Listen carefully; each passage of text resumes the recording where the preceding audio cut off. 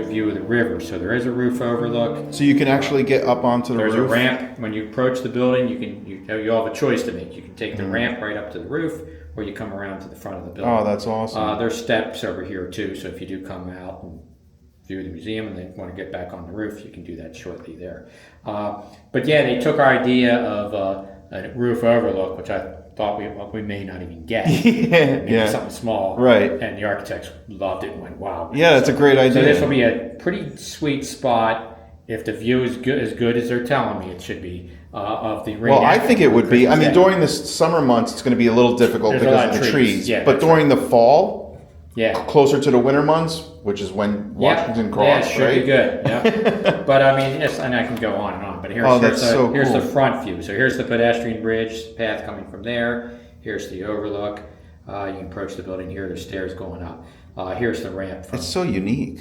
It's the green roof also built into the sloping ground. So when you approach the building, it's only going to be about 6 feet tall. So but most of it's going to be in ground. So part of it is part of it. But when you swing around to the front, then it's be regular. Very cool. It's not underground, but it'll be slightly underground over here. But this is the backside. Parking lot, come up. Yeah. You can step onto the roof, have those views, or you can come out to the front. And you can take the steps back to the front of the building. Oh, okay. So it surrounds it. And then, so here's the roof overlook view. Nice. Here's the two trees here that in the summer will be a bit obstructive.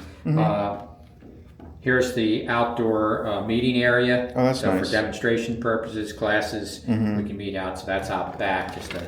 Reminds me about Mount Vernon. That's how they put the visitor center at Mount Vernon underground. And we're on the partial underground. It's partial. This is, and with the green roof, we're under the Department of Environmental Protection. Right. But there, very modern. And here's the flex gallery as you come as you enter the building. It looks like Mount Vernon on the inside. Yeah, this is if you're walking up to get into the building. We're calling this the flex gallery. We're going to have some rotating cases, but nice. It's called a terrazzo floor map. And this is using the William Faden map, which we actually have that on getting conserved. That's so rare nowadays. So to see that happen is awesome. Yeah, this would be pretty cool for the kids, especially Right. walk For sure. along the river. It'll show you the crossing locations, Trenton. Very cool. And this goes into the auditorium. This goes into the exhibit area. So here you are here. Wow. Front entry, restrooms, office space, It's big. auditorium. We got a 100-seat auditorium with fixed chairs. Right now we have 30 portable chairs. I can't wait. And then the exhibit area. Nice. Which is bigger than the two galleries we have here, certainly. One of the exciting things about the exhibit, and I've been working on the exhibit for the last 2 years, we just ended the editing phase. We're going to get into the proofing phase. So for each individual panel storyline, we're going to have to proof that. So that's going to take so cool. 3 or 4 months. Yeah. Waiting to get that back from our exhibit designer, and then we're going to be busy working on that. But one of the exciting things in the exhibit, not only are we telling our story, which is about, I'll say, close to half the exhibit. Right. The 10 crucial days, the crossing, battles of Trenton and Princeton, which is in our current displays in the one gallery. Right. The other gallery attempts to tell you about the years before and years after. Well, we're going to do that, but in one continuous flow. So when you enter the exhibit, you're going to learn about the French and Indian War, Lexington conquered, the events that preceded the crossing. Then you're going to come into the crossing area, which the first room you're going to enter is the crossing experience theater. And I haven't gotten all the details on this. Hopefully, what we're angling for is a real kind of wow experience. That Oh, for sure. Wow, that's pretty cool. Well, you're going to walk onto a mock ferry boat, which is a short, reduced size, for about 15 to 20 visitors. And for 4 to 5 minutes on 3 screens on 3 walls surrounding you, you're going to feel like you're crossing the Delaware. Oh, that's so cool. So it'll be dark. So it'll be like other boats crossing. projections, or are they Yeah, just they're going to going to be? have cameras projecting. Oh, that's onto the so wall. cool. Now it's not full. We don't have Right. But as you're facing, so you're going to cross the river. You'll hear the soldiers. You'll see other boats. Oh man, that would be a neat experience. Again, I'm knock on wood because I haven't seen how this exactly is going to be accomplished. But what we're counting on is a goosebump kind of moment. People are going to say, Perfect. Wow, That's awesome. I feel like I've crossed the river. Right? No, I love that. So that's when you enter that, and then you'll enter the 10 crucial days area. So you'll cross the river with Washington, learn about the March to Trenton, the Battle of Trenton. We're going to have some interactive maps, battle maps of Trenton and Princeton, so you can push buttons for the kids. Cool.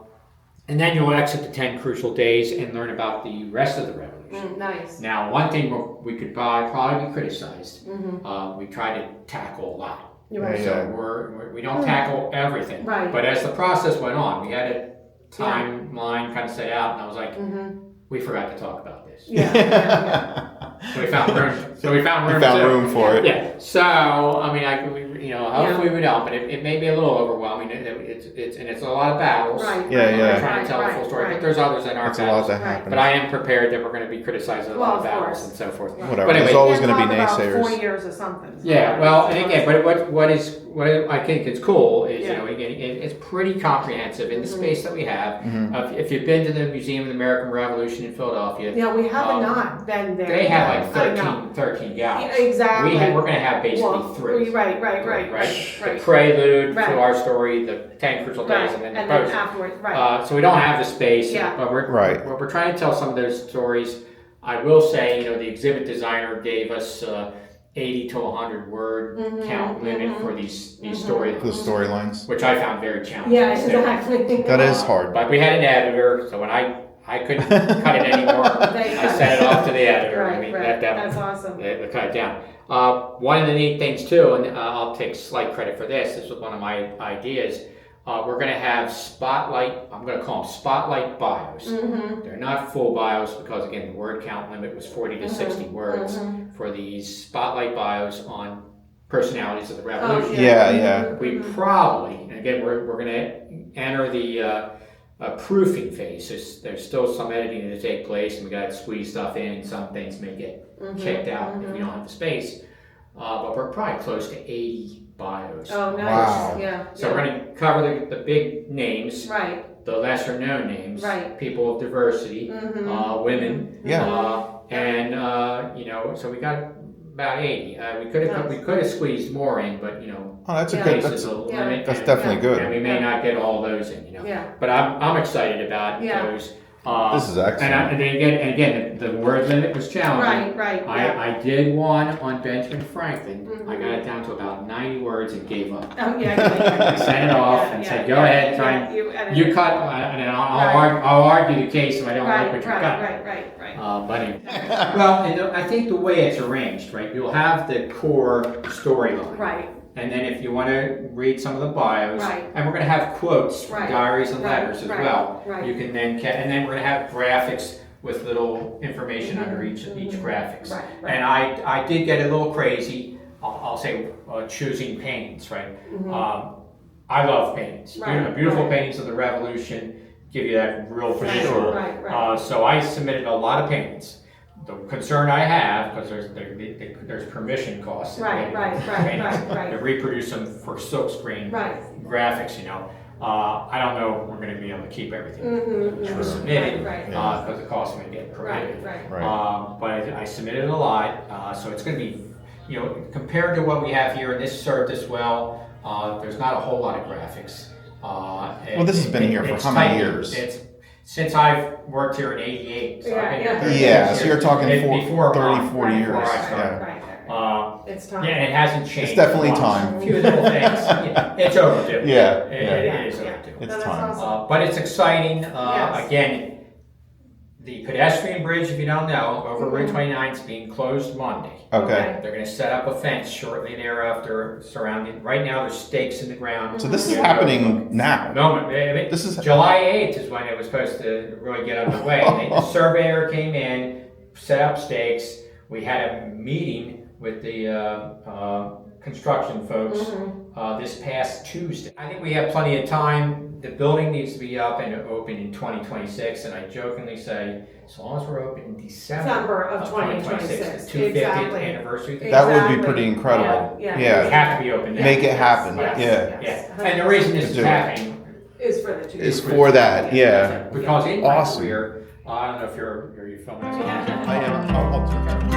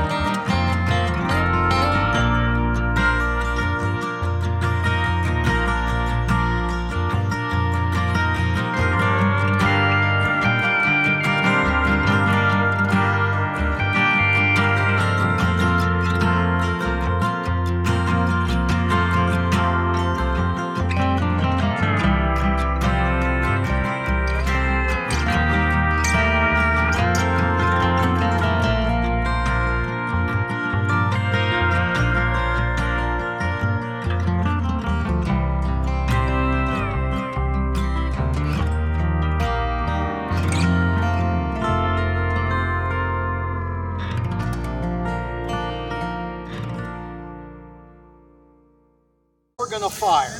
So if you want to, I'll come up and explain the guns to you, and you can watch us fire a couple of rounds. Yeah, that'd be great. So you've got to come up and, well, we can be either on the side or behind. Do you want to take pictures? Yeah. Then on the side. You have to forgive my modern glasses. I was lecturing earlier. And so what you'd have for a full crew of artillery would be drag rope men and then the firing crew. But everybody was always short-handed during the Revolution, especially the Continental Army. So whereas a full crew could be up to 14 or 15 men. I just posted, I had a quote from Henry Knox. He had 60 guns, and he was looking for 600 men to fill them, so that means 10 men a gun. Which is still better than 6 men a gun, which is what they frequently had to do. Okay, let's come over here. Here are some of the equipment that they would have. The search to clean out the gun. These are sponges with covers on. That's a ladle, because earlier on they would actually load loose gunpowder. By this time they had gone to a powdered cartridge in a bag. So that's why it can be much more efficient to load and fire this way, rather than with a scoop of loose powder.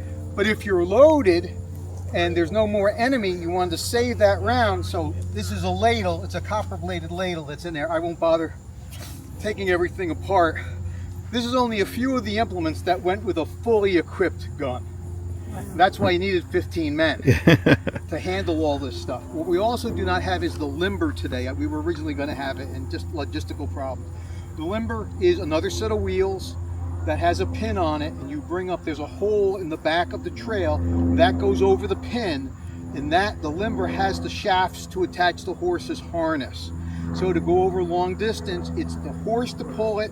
When you're close in on combat, the horse is too valuable to get killed, so he stays back and the men bring the gun forward. You can get a hat. These are both what are known as light infantry 3-pounders. These were state-of-the-art artillery, 1776.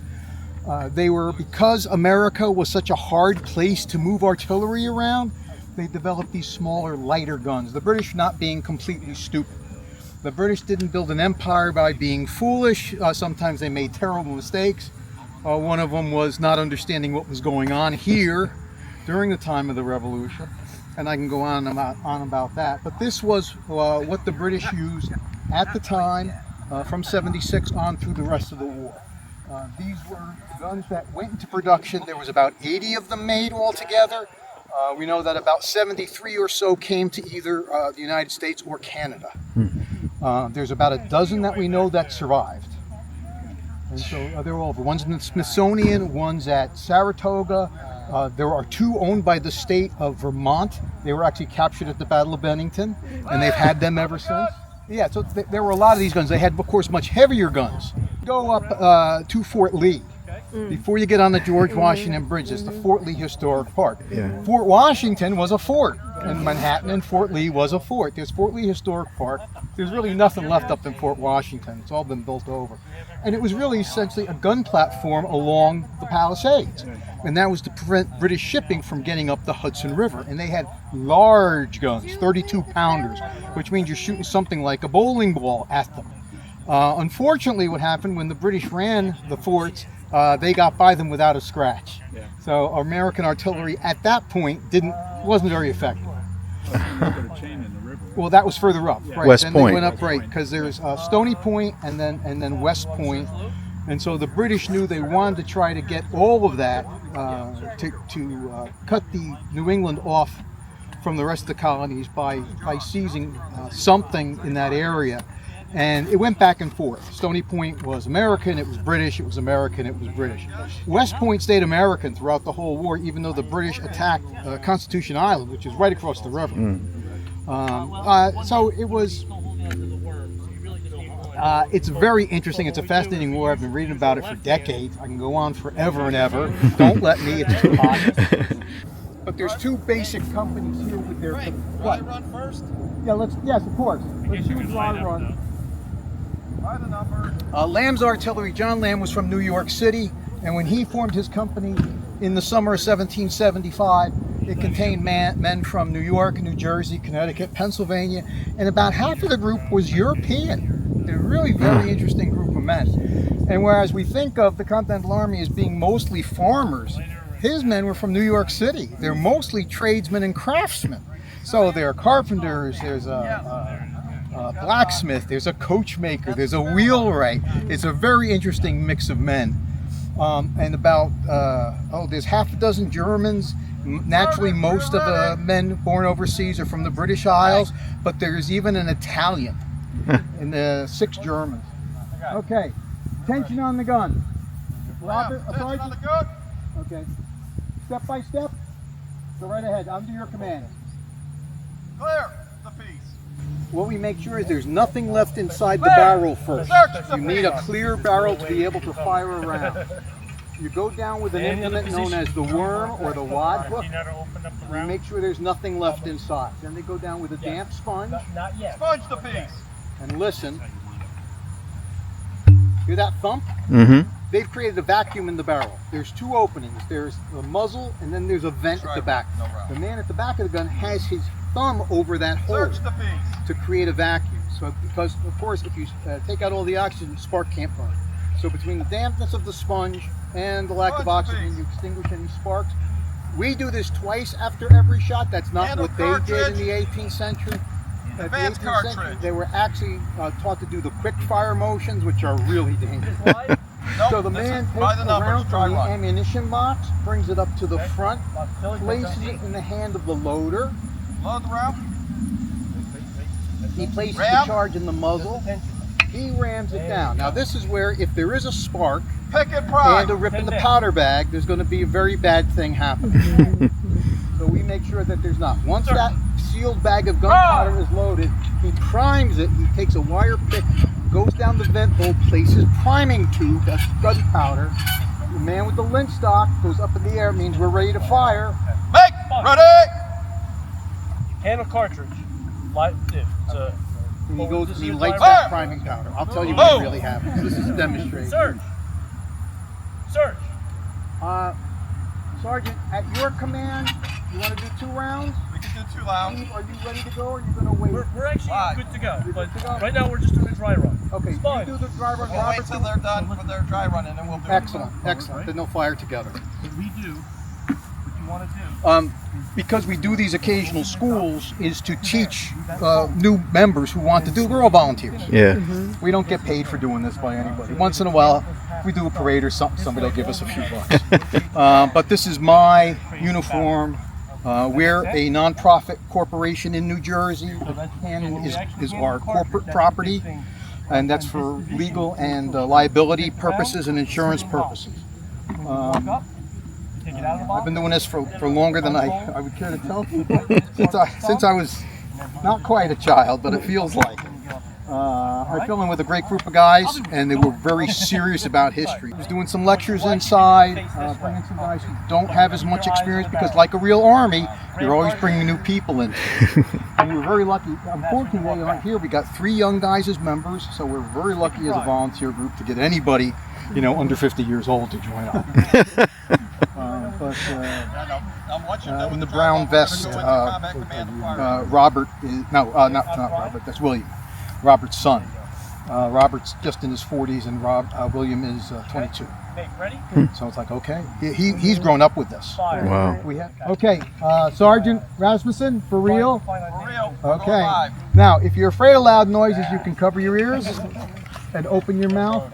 You shouldn't have too much of concussion from this position. Are you okay with your camera? Yeah, I'm good. Okay. You'll get a nice blast. Yeah. This one will be loud. This will be a live round. Okay? Okay. Search. Handle cartridge. So again, they're searching, sponging, they're making sure that there's nothing left. These guns have been empty for a couple of hours. So there's very little chance of anything being inside. They're going to fire, gun on the right. Wow. Oh, you got a nice little, almost a smoke ring, not quite. Yeah. There it goes. Sponge. Rate of fire was about 4 rounds a minute with a well-trained crew. 4 rounds a minute? Yeah. That's amazing. Well, you were supposed to match the musket men. Was that with the 2 plunges? Yeah. If I have a really well-trained crew, I moved out of the area, so I'm not here that often. I mean, we would do events all over. We come here, Washington's Crossing, once or twice a year. But Robert is our sergeant now. I used to be the sergeant. Run! Hey, ready? Fire! Run! See, even at a regular pace, we can do 2 rounds a minute. And if you really have the guys trained, you can go faster. Faster. Fire! That sounded different. Yeah. We have 2 gentlemen from the New Jersey Loyalist Regiment, but they're infantrymen, so they were training because in history they were attached to the Royal Artillery because you needed manpower, you needed mules. Yeah. He said, okay, anybody who's an infantry in the modern army, you're a mule. Go. You're gonna go lug this piece of gun around. That's what they would do. So they would learn the basics of artillery. Most likely they would serve under some kind of artilleryman as a senior. It doesn't have to be an officer, it could be a sergeant or NCO. But for battalion guns, which is what these were known as, go with the line of infantry in battle. So that's why these had to be more maneuverable and lighter. Makes sense. Because they had to be able to keep pace with them. Yeah. That was an argument in the 18th century. Oh, the artillery holds us back. No, we can keep up. You don't know how to use us right. And that's the argument that went back and forth. So that's why a guy's name was Captain William Congreve. His son invented the Congreve rockets. That is well known. That's what you saw during the Star-Spangled Banner. The bombs bursting in air were Congreve rockets. William Congreve's son, who invented these, the father invented these guns, the son invented the rockets. Yeah. Very interesting. It's amazing. Family. Here was a guy who was a commoner. They were a little bit wealthy. They had a little bit of pull. And he ends up becoming a lieutenant general, which is astonishing. And they create him a baronet. So that's the lowest level of noble. But that's what they thought of this guy, that he could get that kind of prestige. Because he was so creative and so imaginative and efficient. And what he did is get everything on a much more solid footing. Are you? Oh, okay. They're going to fire. Make ready! Fire!